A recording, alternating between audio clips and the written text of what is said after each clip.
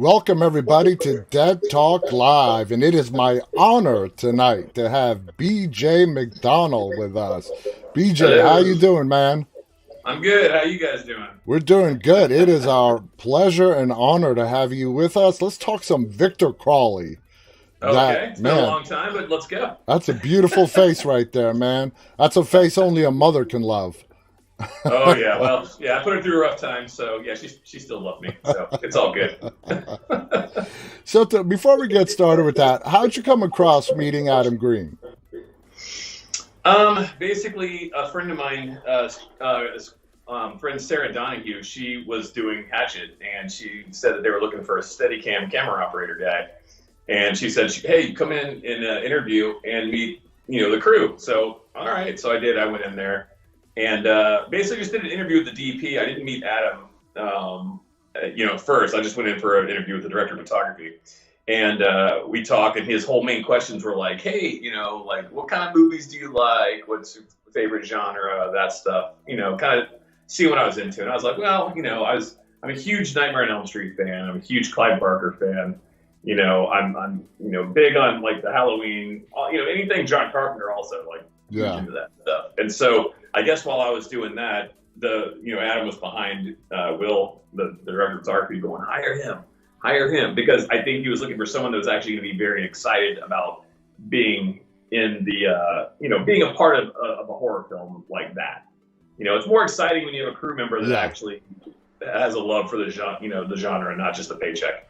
So that was it. And then I walked out, and it was funny because I saw Adam. He was smoking a cigarette out, and I thought he was like a crew member.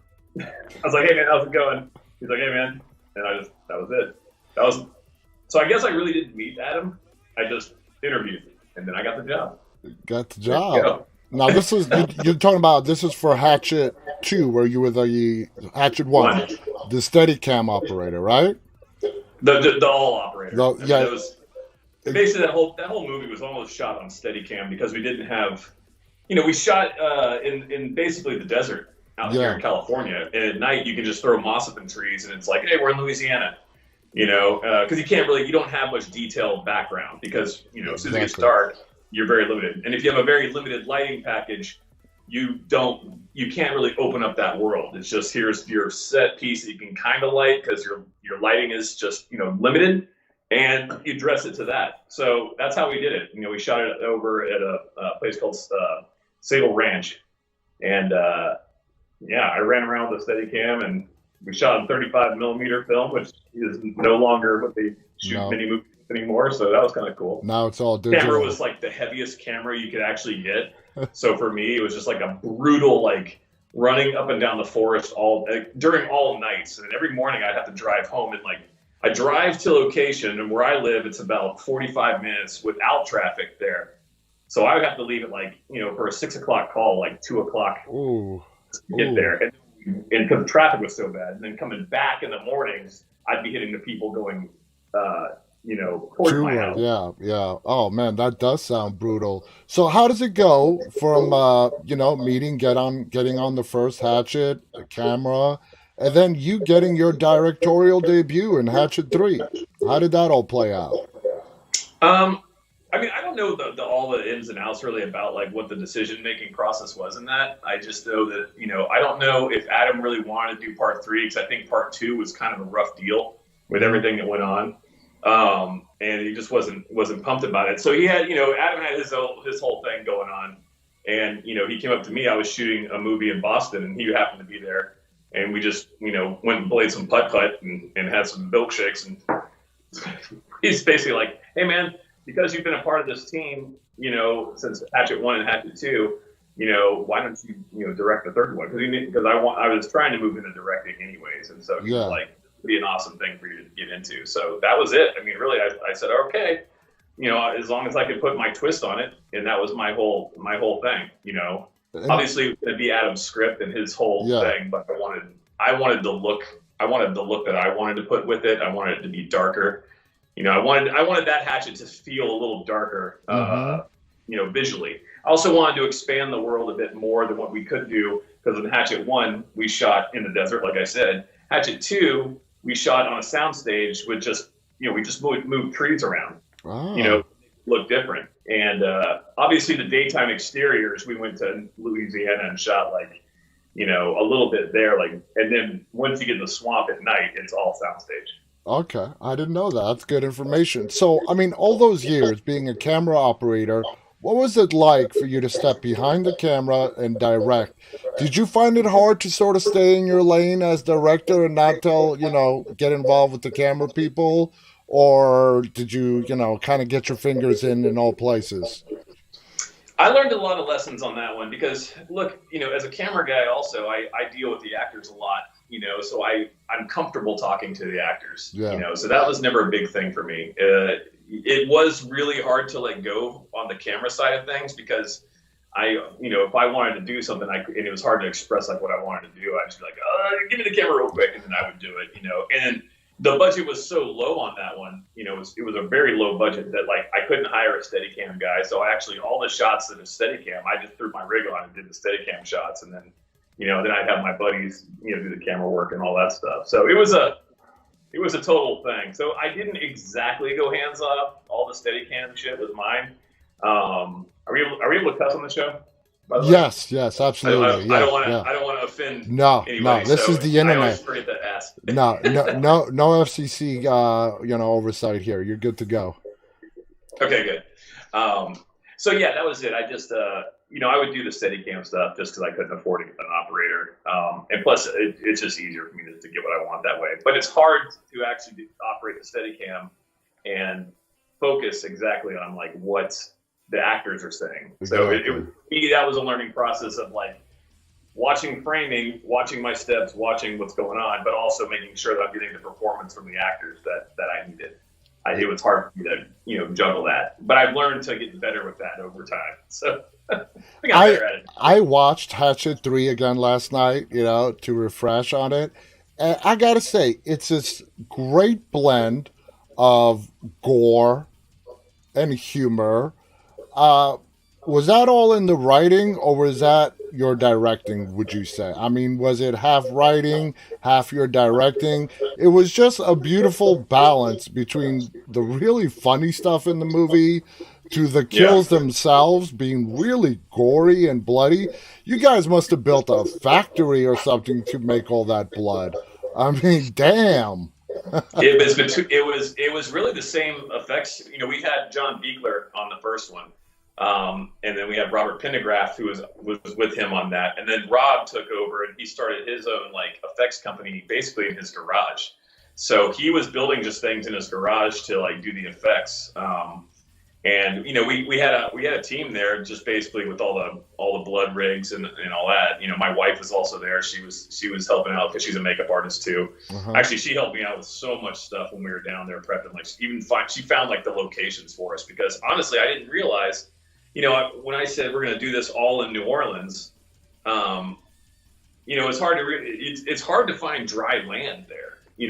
That you can shoot on. It looks dry, but you step out there, it's really wet. Yeah. But and my wife actually, she helped me find actually a property where we could actually build the sets and do all that stuff. So she was a huge help. But she was also the makeup artist there, the beauty makeup, but she jumped in on the gore stuff also. So we had a lot of hands to do the spraying blood pumps and all that good stuff. So, I felt good about all that. So was that homage to, I don't know, Tarantino and Kill Bill with the blood spurting out whenever a limb is torn off or something like that? Well, you got to realize those movies are very silly, Yeah. And if you try to make it too serious, or too realistic, it kind of, in my opinion, kind of loses the fun out of it. So if you're going to make a silly script, and a silly creature, when you're killing these people, it should be completely over the top, just ridiculous, so much fun. I always compare it to you're doing something like that, you want it to be a roller coaster ride and just make it so over the top. It's insane. I mean, even Hatchet 1 was so over the top when we did that stuff. I drove home covered in blood all the time. I stopped at gas stations covered in fake blood, and people would look at me that didn't know, that don't work in the film business. They'd be like, where'd you come from? Yeah, who's in your truck? I think where a lot of movies go wrong, where they try to put the humor in a horror movie, is they try to stay too serious, like you just explained. You got to have some fun, right? And that's why I think, Hatchet 3, it was a great balance between the Thanks. gory kill scenes and the really funny ass humor in the movie. Um, you know, the funniest part for me is when they go to that guy's house, Oh, looking for the Sid. ash. Yeah, looking for the ashes. That for Yeah. me, that was hysterical. I love that part. What was the most fun you had shooting and directing Hatchet 3? Which scene, which sequence did you like the most? God, it's weird because there was a very big mixture of frustration and fun because of the timing that you had to make this movie. I mean, we had no time, we had no money, and we shot like the worst time where we had short nights. So it's like as soon as the sun went down, we had all these people to kill and all this stuff to do. It was really hard. But I mean, honestly, whenever we do any of the kills, I would say that's the most fun because it's hilarious. It was like, or even just like my whole thing was I wanted to have like a lot of real gunfire in it, like not real gunfire, but like squibs and blanks and Yeah, stuff like yeah. that because I wanted it to feel like, like a bigger movie, even though the budget was smaller than the first two. And so we really like, I wanted it to, I just wanted it to feel bigger. I wanted to have the realism of the guns and the actors being able to fire the guns and really react to the guns going off instead of like adding like CGI flashes. I mean, we were Exactly. shooting blanks all through that place. And the whole shed was like covered in squibs. So when they're blowing away that shed, I mean, the whole thing's just going up. And I also wanted to, I was so happy about like blowing up the house. That was my thing. I was like, I want to blow the house up. I want to destroy it because nothing looks cooler than people who are like are monsters that are backlit by fire. Exactly. I wanted that. That's probably my favorite shot of Kane is when he looks back and you see the fire behind him and all that stuff. And the rest of the movie, how it's just lit by fire. It's like I love how that is. And I mean, it's hard to tell what the most fun part of that was. It was, I think maybe the most fun part of that was just like probably, I'd say the weekends blowing off steam with the crew, with like, the people I had with me, especially the people I brought along. That was the most fun, in my opinion, was like just letting kicking off some back. steam Yeah. and then, before we had to go back into the suck. Yeah, gotcha. Now, I mean, Kane, who played Victor Crowley, Kane Hodder, he looked like he must have had a lot of fun, all bulked up. I mean, he's a big guy like you to begin with, right? Kane Hodder is this huge hulking man. I met him back in the '90s, and Yeah, then it's a big dude. you put on this, Victor Crawley suit over that. And not only Yeah. that, you had Derek Mears in the movie as well, who I think also portrayed Jason Voorhees as Yeah. well as Kane Hodder. Did Yeah. I mean, it looks like you guys just had a blast while you were shooting and behind the scenes as well. Did you?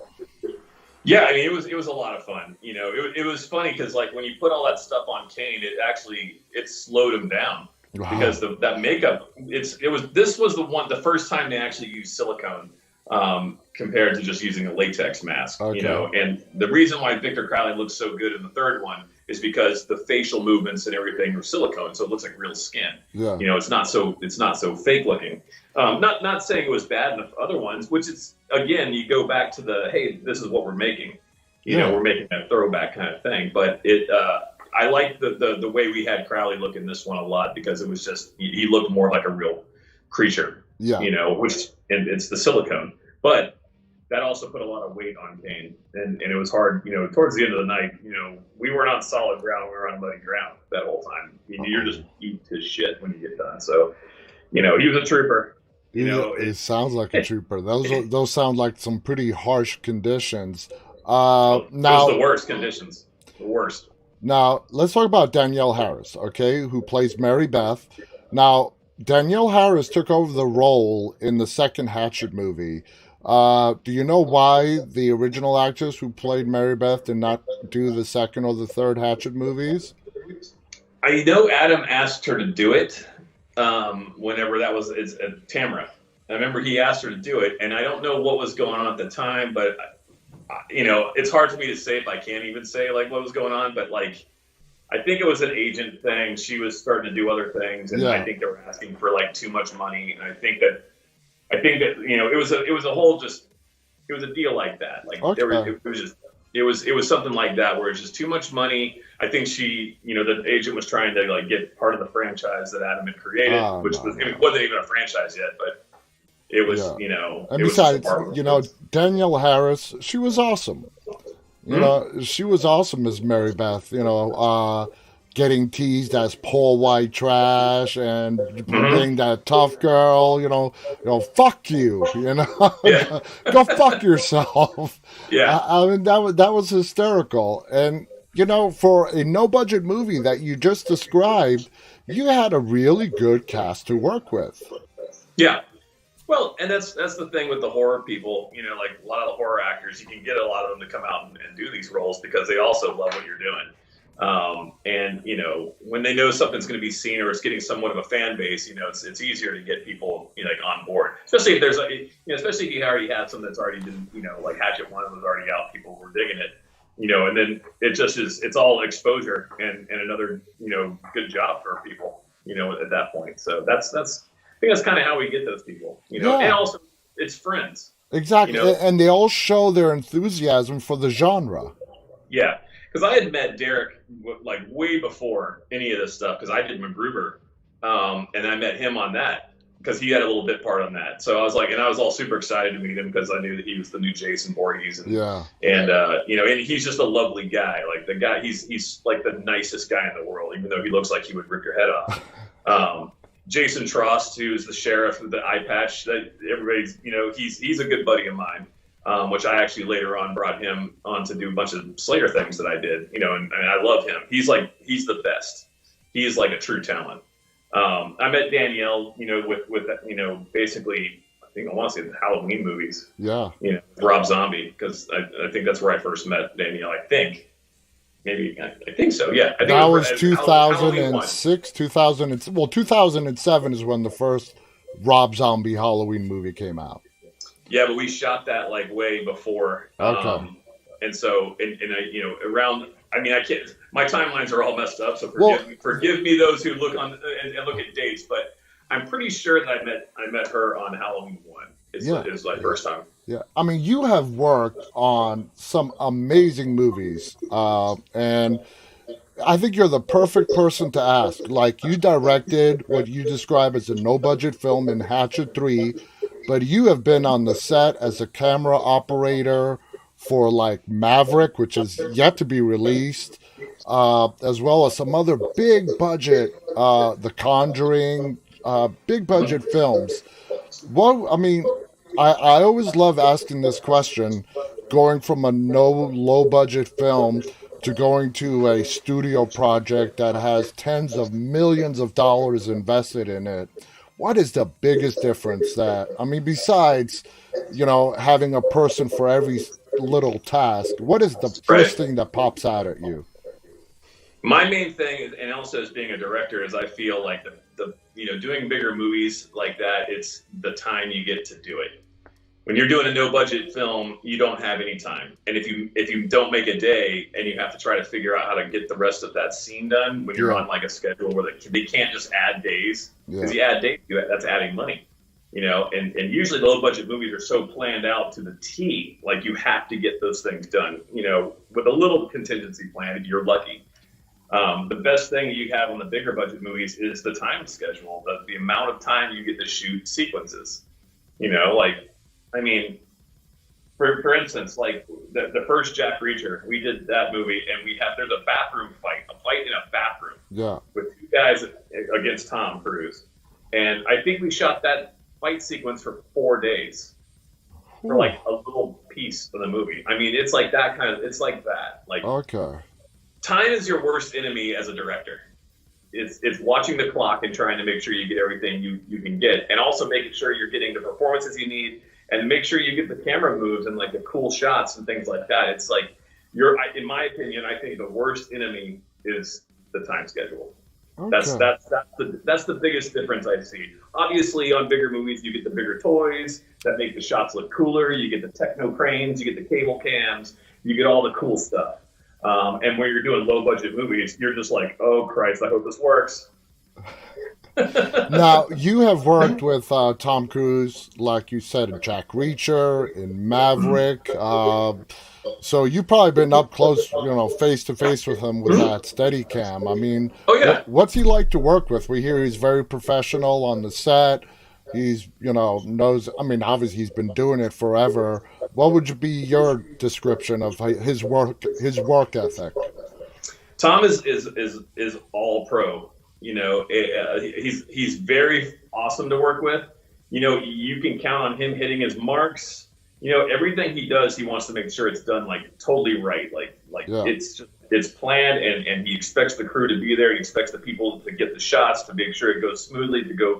He's very professional, and you're working with him. You just have to be on your A game. To make sure you're getting what he wants and what the director wants and things like that. So that's the one thing with working with Tom. But he's, I love the guy. I think he's rad.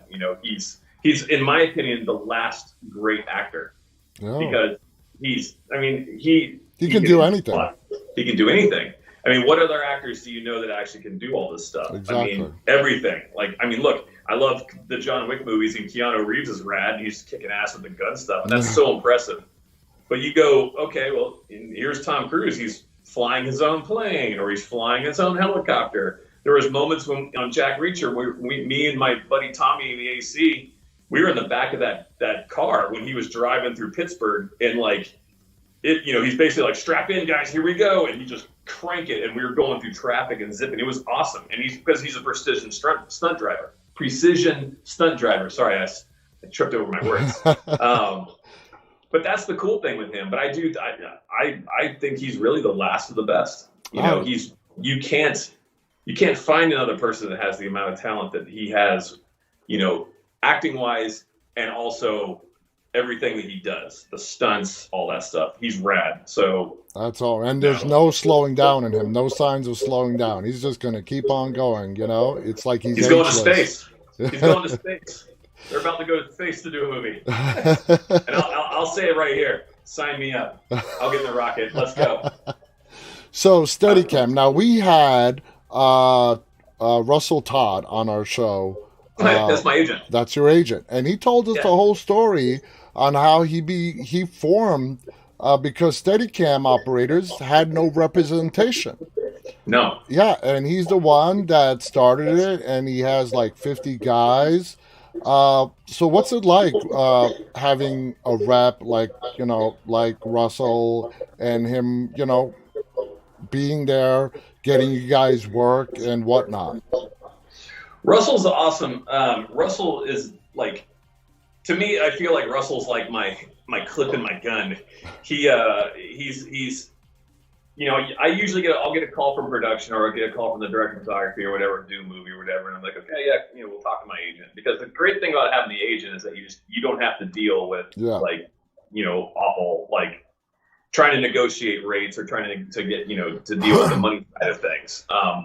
Russell, when I let him go, he really he gets killer rates for the jobs, things that I would feel criminal doing. And then also if something's not going right, I don't have to go up and be the bad guy. Russell's my bad guy. He's like my little Joe Pesci.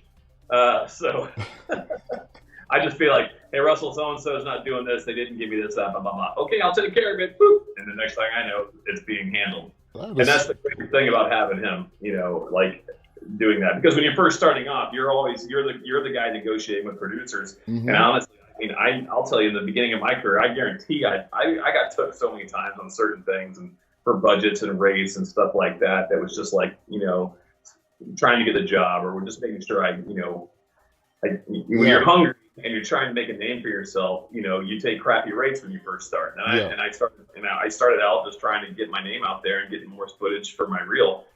But then getting Russell was it really helped me out with, getting the proper rates and proper amounts that you're worth. Yeah, when he was on here and he was telling us the story, it just sounded like he did such a great thing by providing a service that was not there really before. No.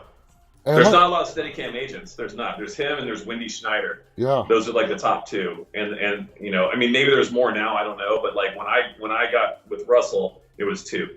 It was him and Wendy. Yeah. Now, Hollywood is a very unionized industry. You got, of course, the Screen Actors Guild, the Directors Guild, the producers. Is there a guild for camera operators in Hollywood? Yeah, it's a yeah. I'm in three guilds. I'm in the Directors Guild. I'm in SAG, the Screen Actors Guild, and the Camera Guild is Local 600, IASI, Local Okay. 600. And so all the locals, for the film industry, they're all under IASI. It's like 728's the electricians, Local 80s, the grips. Local 600 is camera operators, directors of photography, camera ACs, still photographers. So yeah, there's definitely a union for that. So everybody's covered except the PAs. Yeah, I know. Oh, Yeah, hopefully with these new contract negotiations, maybe they'll get more of a bone thrown to them. exactly. The hardest working people on sets with the most unthankful job. Exactly. And thank God we have them. Exactly. Absolutely. Totally agree with you there. Now, how did you get involved with the Conjuring universe? So I started off. I got a call from Maxime Alexandra, and he called me to do Annabelle 2. Mm-hmm. And so I ended up doing that with those guys, which then I started getting calls for Maxime, he shot The Nun, but then he was doing something else and they had to do reshoots of The Nun. So then I got called to go do the reshoots of The Nun. So I did the reshoots. And then the DP of that, Michael Burgess, who's awesome, he ended up doing Annabelle 3. So I jumped onto that. And then we ended up doing another James Wan movie that's coming out. It hasn't come out yet, called *Malignant*, which is going to be awesome. And then I did. Before the Annabelle 3, I met Mike Burgess on La Llorona, The Curse of La Llorona. Oh, good movie. And so then I did that, the reshoots of that. I didn't do the whole movie. I just did the opening and the ending and a couple stuff in between. And then I did the Annabelle 3, and then we did the James Wan thing, and then we did Conjuring 3. What do you think as a fan of the Conjuring universe? Annabelle, The Nun, the whole nine yards. I'm a big fan of the Conjuring universe. I think that whole universe is just an awesome story. It was so simple that basically, especially taking the Warren story, Mm-hmm. It's a great concept. You take these people that claim they had done all these things. They have basically a Raggedy Ann doll that's Annabelle, saying this doll's super cursed and it's locked up. And, James is good about finding those kind of stories, and I think what he created there was just something that's mystical, but also you can read about it. You can actually see that these are actually real things that people claim really happened. Yeah. Not so much the movies that we build, but the situations or the storylines around them. Exactly. The whole Annabelle doll thing is got a whole mystery behind it, and the Conjuring of the Warren stuff. It's very it's just really interesting. I think it was a no-brainer, and as smart as James is, he jumped on there and saw a really awesome thing and started. Oh, yeah. Now, James Wan, I mean, having a success with one franchise, okay, somebody might have stepped back into it, but movie after movie, especially in the paranormal realm, I mean, he's just spot on and great with that subgenre. He knows how to scare. He knows the right timing for the actual scares. And watching James work has been the thing for me is, as a director also, is that the best schooling that I can honestly get is being on set with multiple directors. Because I learn the good things. I also learn some bad things. I can watch the mistakes. I can watch the wins. And working with James it's actually very interesting because I get to watch how get to see how he works and how he'll come up, or he'll watch something, and if it's not working, he'll figure it out and he'll change it, and then voila, you got it. He's the master of actually knowing the right timing of scaring people. So that's what you would say is his secret, knowing exactly when to pull that scare trigger. I think for the horror stuff, he's very good at that. Mm-hmm. I think he knows exactly when to do that. Plus, he's just a great director overall. He's really great with the cast. His stories are awesome. He's very much knows what he wants, and it's really awesome to watch him work. I've tried to take some of his stuff with me a little bit, and I would love that works out. I would love to talk to James. I mean, he's done Insidious, of course, he's done The Conjuring. Just knowing him, would you say that, because that's where his success lies, is in the paranormal subgenre? Having met the guy and knowing him, would you say that's where his passion is in the ghost stories, the paranormal, the supernatural? I think I think he, I can't answer for James honestly, Yeah, but like I think that honestly he got started with the horror thing with Saw, and like that was an amazing, yeah, like very, and that movie when they did it was a low budget film, it was. all shot basically this one location, called Lacey Street where they used to shoot Cagney and Lacey, Yes, and all those sets are these different, like it's funny because whenever I've gone there, and I haven't been there in a while, but when you go there, you see exactly every room, the freezer room, you see the loft that they lived in. It's all right there. yeah, And he just told a really good story with a very twisted ending where you just go, whoa, that ending.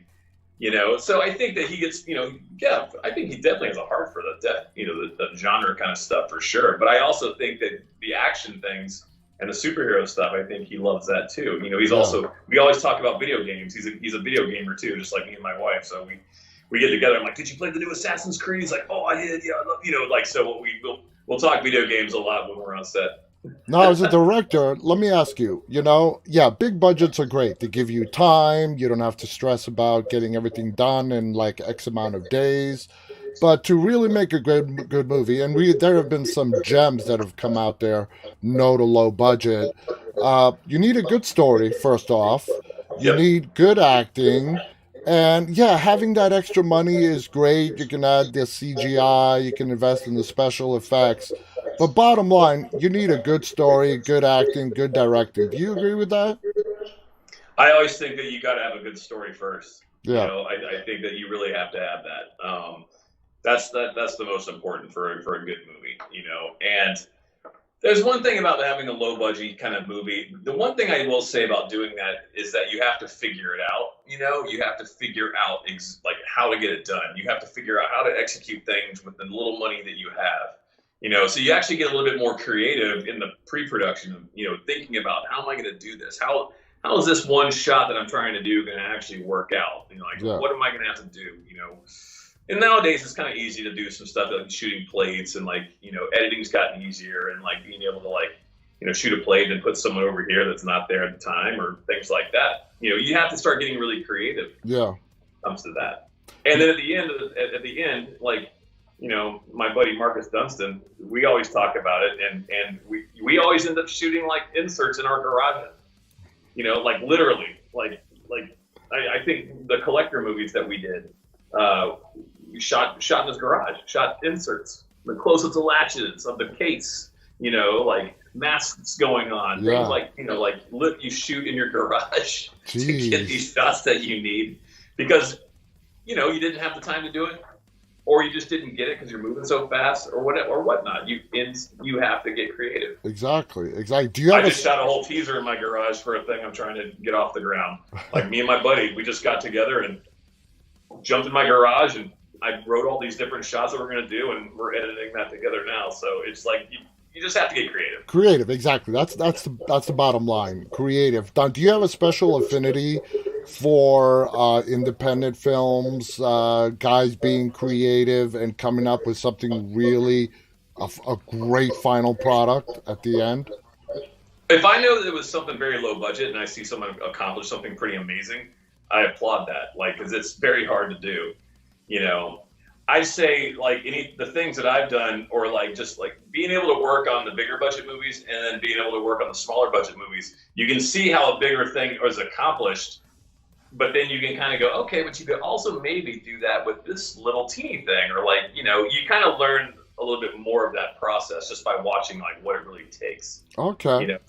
So I it's pretty interesting, and also knowing Yeah. like I can do this later on if I just shoot this one thing, and then I can shoot this other thing later and just like paste it in there, like with VFX, because VFX has gotten better. Oh over all yeah. the years. Oh yeah. Big Much time. better. Much better. Yeah. Now, a viewer just asked this, and I'm going to pass it on to you because it's a great question. If Okay. you had the choice to reboot any movie that you grew up with or like loved watching, what movie would you redo as a director, like behind the camera?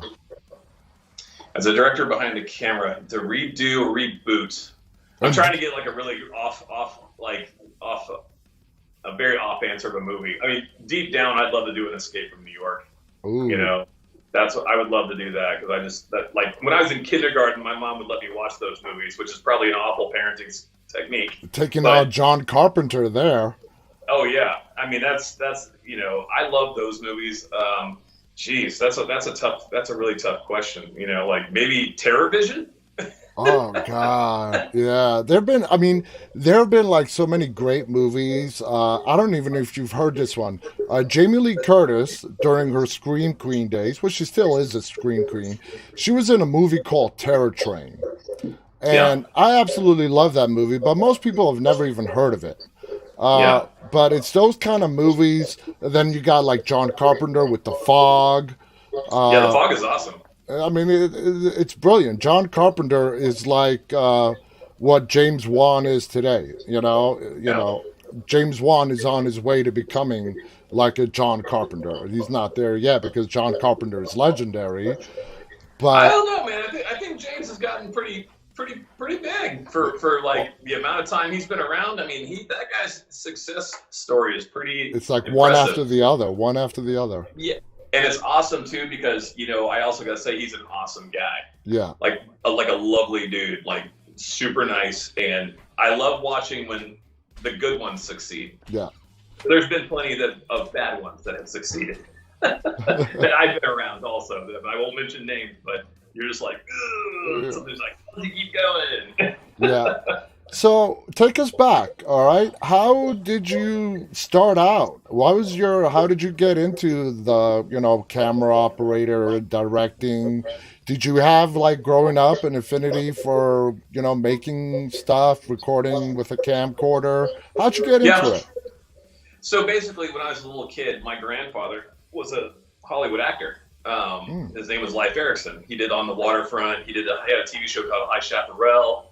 He was the dad in the first black and white Invaders from Mars that smacks the kid across the room. wow. Yeah. So he did like all these films. So as a kid, I used to go to like some of these little sets, like over in old Tucson where they did High Chaparral. He would walk me around, and it kind of sparked my interest in making movies. And then me and my friends started pulling out the old VCR cameras. Like you probably remember, like Oh, yeah. I don't know how old you are, but I mean, Christ, I feel like I'm aging myself here. But like you would put the VCR in a backpack with the camera, with the cable, and like a motorcycle battery that would just power the thing up, and you're running around making like these movies in your backyard, and just you Yeah. and your buddies beat the crap out of each other. Some terrible concept.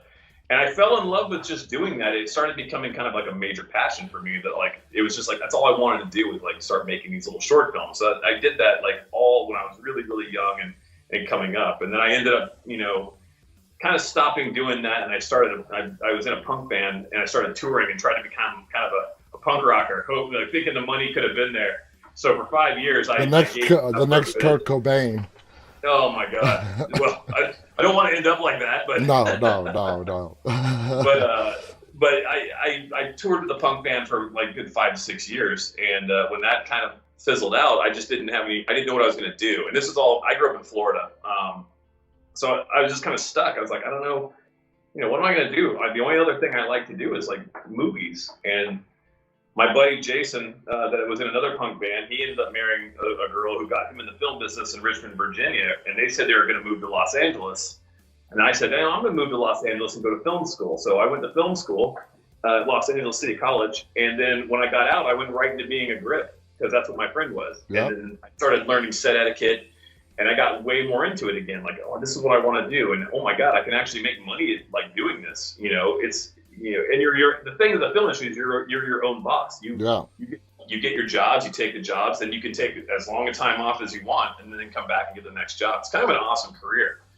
So that got me, once I got done with the punk band, I went to school, wanted to get back into directing, and then I fell in love with camera operating, which took me away from what I came out here to do, and which I'm so glad I did it because it taught me so much. And Hmm. I went full bore camera operator for like a while. Yeah.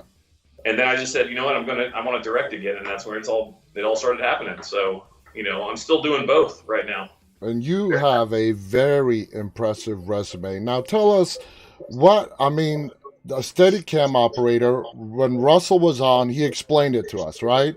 Hydraulically controlled. It's as if the camera is on a tripod, even though it's not. You're holding it. Well, we're the tripod. Yeah. we become the physical tripod. But yes, it's like a. Oh, go ahead. No, I was just gonna ask, what type of scenes require a Steadicam? Is it the real up close? Is it a particular kind of scene that you would go from a camera that is on a tripod to a Steadicam? Well, I mean, look at The Shining. Oh, you know, when the camera's free to go wherever it wants, you're a part of this person. This is your vision. You're seeing what's happening. You're going with it. I think, that blew everybody away when they did that. When people saw The Shining, just the way the camera just keep on going, and it was so smooth. It wasn't handheld. With the Steadicam stuff, what usually it becomes walk and talks of people talking. It becomes a technical shot that, like, look at all the Scorsese films, like the Goodfellas stuff. The Boogie Nights opening where it's going through the club and all that. Like, when you can choreograph a really beautiful shot and tell a story of all these different bits and pieces that interconnect with each other, and basically ending with like a final actor or something like that. That's where the Steadicam kind of becomes like the best tool. Yeah.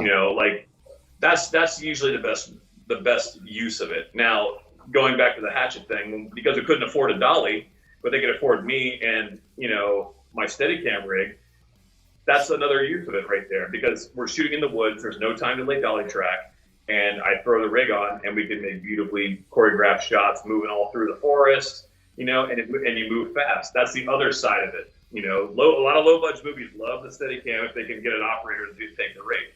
So hold on a second. So Steadicam operators actually own their own rigs? Yeah, that's the main thing. As a Steadicam, you own your own Steadicam rig, because going back to the money aspect of it, you rent that also. So as a camera operator also, in a union contract or whatever, I make a certain amount of money that is negotiated through Russell Todd. Yeah. Usually because I'm going to be getting the crap beat out of me wearing a Steadicam rig, I get a higher rate. He'll negotiate higher rates than what the union rates usually are, because I'm getting beat up. Yeah. So you make a certain rate with the union, and then you basically will rent your Steadicam rig per week, like with a 3-day cap. So you make rental money, and that's where the money is. Rentals in this business, for anyone that's aspiring to get into the film business, I'm telling you right now, rentals. Now, I'm not talking about buying cameras. I'm talking about, like, people have cranes they rent. It's crazy. Remote heads. The Steadicam is a killer rental. Absolutely. And it's taken me all over the world, and it's been the best tool ever. I've lost an inch of height, but that's cool. How important would you say was film school, for example, in your career? Did you leave film school and say, you know what?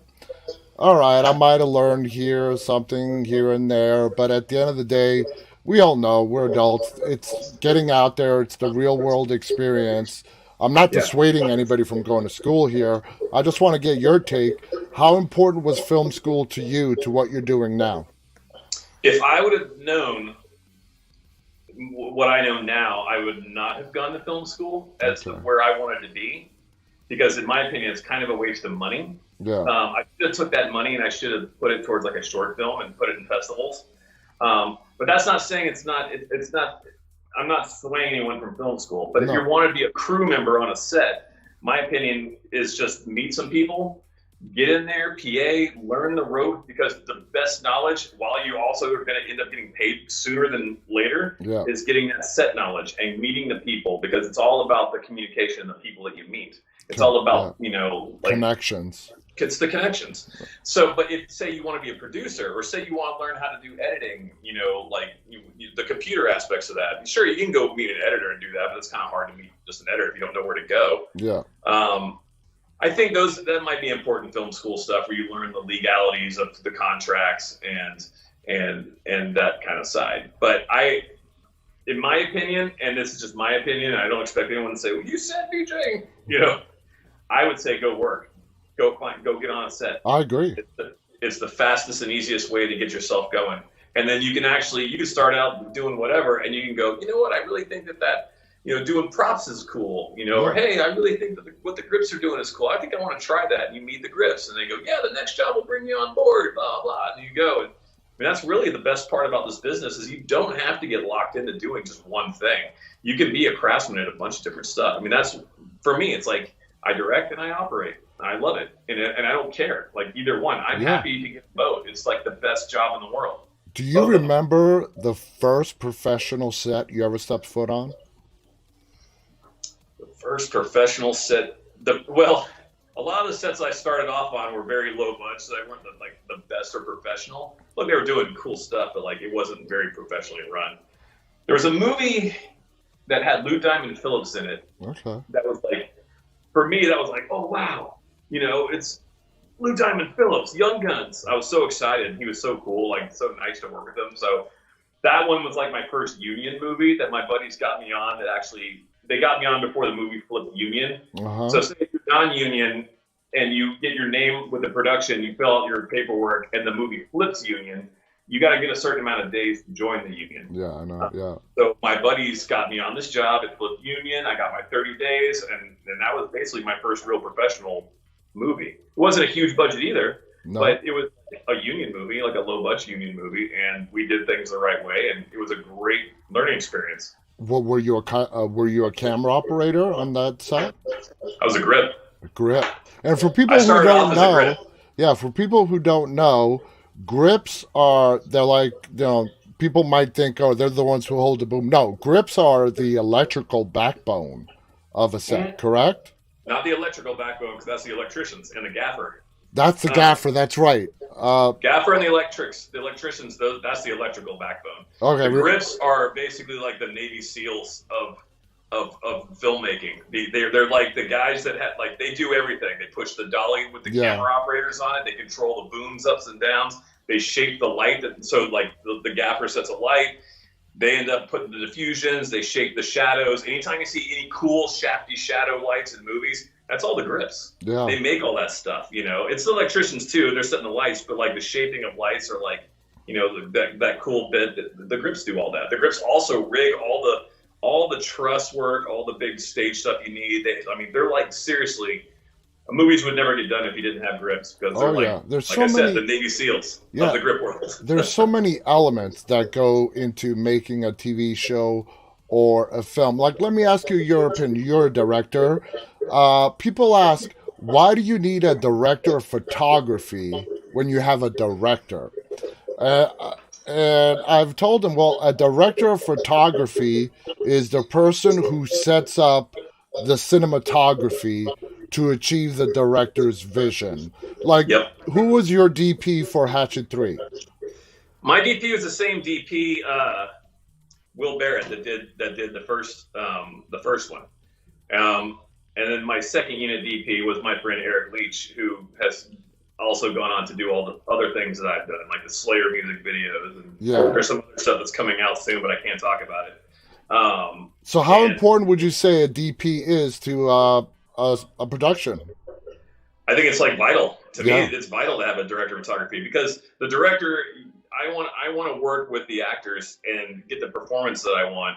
Also, once you get time to work with your actors, it's really great to work with the DP. Like, you rehearse the scene, you send your guys back, and even in pre-pro, you work with the looks or the ideas you have, and then you let them take care of that. Because honestly, it's great to be like, I'm a one-man band, I can do it all, whatever. Good. You want to stress yourself out on a set? Go ahead, man. Like, you do that. That's game on. There's a Robert Rodriguez, and he's impressive, and I do love his stuff. But you know what? Like, for me, I say surround yourself with the most awesome people you can put around you. That's how you do it, because you get those people on a set with you, they're just going to make you shine. Yeah. And then you can also concentrate on the directing aspect of it and all that. Not so much like, all right, I got my actors ready. Now I got to figure out how I'm going to do this shot. I mean, your days would last forever if you didn't have that. So the director of photography is the one that's like really in charge of the look. Exactly. The look that you're going for, that you guys talk about in pre-pro, and the scenes you work out and like going to locations and talking about, I want a crane over here for this one shot that I really want, you know, or the Steadicam going through the house, blah, blah, blah. Okay, great. So now that you know there's a Steadicam that's going to have to go through the house, well, shit, I got to light this thing. Yeah. If the Steadicam's going through a house, you've got to hide all the lights. Yeah. Or you have to figure that out. So do you really want to sit there and be the director / I got to figure out where all the lights are, and also, my day's going away, oh shit, you know? Or do you want to be able to concentrate on what you want to do while you have the people around you that are going to really already pre-pro the shot and figure it out and make you look like a fucking rock star? Exactly. Right on. And that's what a lot of people don't realize. And that was me several years ago. People, as they're leaving the theater, watching the credits, and they see all these names, and they're like, why are so many people involved in making this 90-minute film? And they just don't understand the logistics that go behind it. Now, moving forward in your career, you want to get more involved with directing and sort of move away from the Steadicam camera operator, or do you want an equal split of both of them? Do both. Continue doing both. Look, doing full-time directing would be amazing, you know, but I actually still love doing the camera operating too. You know, it's hard for me to give that up because the camera operating job for me now is just as simple. I walk in, I do my shit. It's become like riding a tricycle, you know, like, you know, a bicycle, sorry, or maybe a tricycle. You need 3 wheels and you've lost height from wearing Steadicam rig. You know, it just depends on what comes. You know, I'm happy either way. Like, I love both things. It's just, you know, whatever. I'm happy. I just, you know, maybe, you know, in my 20s I was super gung ho, but now, like, you know, I'm getting older and the Steadicam's getting heavy. Every year that thing gets heavier, and I'm not kidding. You know, it's a great tool, but it's a young man's game. You know, I'm still doing it, so I'm not like, you know, I'm not now, but it, you know, every year catches up to you. I hear you. Now, you've been all over the world. What was your favorite location to shoot? Oh, wow. I really enjoy Spain. I did a movie in like the beginning of my career called Americano, and we shot in Pamplona, and it was Dennis Hopper, it was Joshua Jackson, Leonor Varela was in it, and we basically went and shot during the Running of the Bulls Festival. Wow. It was just an amazing thing to be a part of. You know, I don't condone bullfighting at all. I don't like it. I think it's terrible. I love animals. Yeah. But that's their culture, and that's the thing that we were there. You know, we were there shooting in that festival. We didn't really shoot much of the bullfight. We shot a little bit of it. It was rough. But, like, the food was amazing. The people were amazing. You know, just a couple hours away, I'd go surfing over in San Sebastian, you know, like on the weekends. And we went to all these different cool locations and saw, you know, up in the mountains of the Pyrenees. It was wonderful. And so, you know, I really, really enjoy going. Like, I like Spain a lot. I think it's fantastic. What would you say was the location that really kicked your ass? Like, was the harshest working conditions on you? Hatchet 3 was awful. Now, Hatchet 3, you said you actually shot it in Louisiana, right? We shot it in the swamp. Yeah, like, in the Bible. Yeah. My genius idea was, I want to make sure that we can expand the look. No matter where you look, I want this movie to really be like, we are in Louisiana. We're in the swamps. That's why the whole thing was just totally there. And, you know, it was rough. People got freaking, you know, deep poisoning. We had alligators come up to the Crafty, you know, at nighttime. You know, we had, like, lightning would shut us down. So, like, again, going back to the I don't have any time for any kind of mess ups. Well, a storm comes in and lightning starts. You have to shut all the generators off. Yeah. So we have to wait for a storm to pass. So we'd just be sitting in the middle of the swamp in pitch dark because you have to turn all the electricity off, waiting for the storm to pass. And I'm amazed we actually finished that movie. And then, and also, like, I think maybe Louisiana is probably the harshest place that I ever shot. I did a movie called Battle Los Angeles as a camera operator. Oh, yeah. In Shreveport and in Baton Rouge, mostly. We shot a little bit out in California, just like some beach stuff and all that. But my God, it was absolutely the most horrific heat. We had this freeway set, and it was just like nonstop gunfire. I have scars like from brass going into my knee pads and like burning me while we're shooting. Like the explosions. It was just so hot and miserable, and it was like a 4-month movie, something like that, and it just nonstop. They had this dust, this bone dust. They were burning oil to make the fog that would come in the beginning. So they had these giant like Ritter fans and they had these big, huge tubs of oil that they were burning, and the Ritter fans would just all be lined up and blowing all this oil in, like this burning oil, not like a. I know what you mean. Yeah. Mineral oil. We were Yeah. burning like Yeah. crude oil, a mineral oil that they're like, oh yeah, it's totally safe for you to ingest this. You'll be fine. And literally by the end of the day, you'd go back to your room, and I would send pictures to my wife. And be like, look at me. I'm like covered in black bone dust, dirt, and then this mineral oil. I could feel it in my lungs, and I just felt heavy. Like every single day, I was like, just beat. Man. It was absolutely. I think Louisiana might be one of the hardest places to shoot at. But I mean, I love the food. And you're not the first director that I've heard say that. Dude, it's so hard. But it's cool. And look, the aesthetics of it, like you shoot something like Interview with the Vampire. You go to New Orleans, that whole vibe there is absolutely wonderful. Yeah. It's such a great thing. I love the look of it. Like there's some wonderful places, some really neat looking stuff. But you can't go shoot it in wintertime. Or that little bit of time it's actually cold there. Now, we only have time for one more question. This hour just flew by. What do you attribute the cult following that the Hatchet movies have that make it so appealing? And it does have a big cult following. Victor Crawley. What do you think it is? What do you think is the magic behind the Hatchet series that Adam came up with? I mean, honestly, let's be real. It's movies with murder and killing, and you come up with it's like what makes Friday the 13th so cool? The kills. The kills. Exactly. What makes Michael Myers so cool? The kills. I mean, yeah, there's a cool story there, Yeah. But really, people are going to these movies to see something like the kills and just go, whoa, And I think that's really the same. It's just a formula that you follow, which it works. You want to do cool kills, and a little bit of comedy can go a long way too. Mm-hmm. And I think that's what really boils down to is just trying to like combine those things and do it right. And the horror fan base is so big, and it's just people want to see blood and gore. Yeah. And if you do it right, you do some funny stuff or do some really impressive kills, you're always going to have a fan base. Exactly. And it's a lot of fun. Even shooting the things are so much fun, especially when they go right. And that's why I think Hatchet was so great. Like I said, at the beginning, it was a great balance of humor and a hell of a huge body count. I mean, come on, let's admit, even in the Friday the 13th movies, the Halloween, you don't get body counts in the 30s and 40s like Victor Crawley does. Yeah, that was the main thing. We always said we got to kill as many people as we can. And every time we did the movies, we tried to up the ante as much as possible. Like really just try to throw in as many kills as possible that you could get in there because we were just always trying. We knew there was going to be like people counting. Yeah. People who killed this one, or like the creative kills that we did, like the whole kill that we did with Schneiderman in part 3. That was my idea. I wanted to like do what we did to him, which is I remember everybody go, "That's kind of mean." I'm like, "Yeah, but it's kind of awesome." When we actually like rip his arms off, he gets impaled by a flaming piece of wood, his arms ripped off, and then he's drowned in mud. Yeah. And as he, I remember as Victor is pulls it out of him, he's like, "Fuck!" As he's dying, he's like, "Fuck you," or something like that. Yeah. That was awesome. Hey, if you know you're getting your arm ripped off, you might as well start cursing if you're going to Exactly. die, right? You're gonna go. Might as well go out in style. BJ, you can either curse or you can pray. You got 2 options. BJ, this has been an absolute fascinating hour, man. Thank you so much for joining us.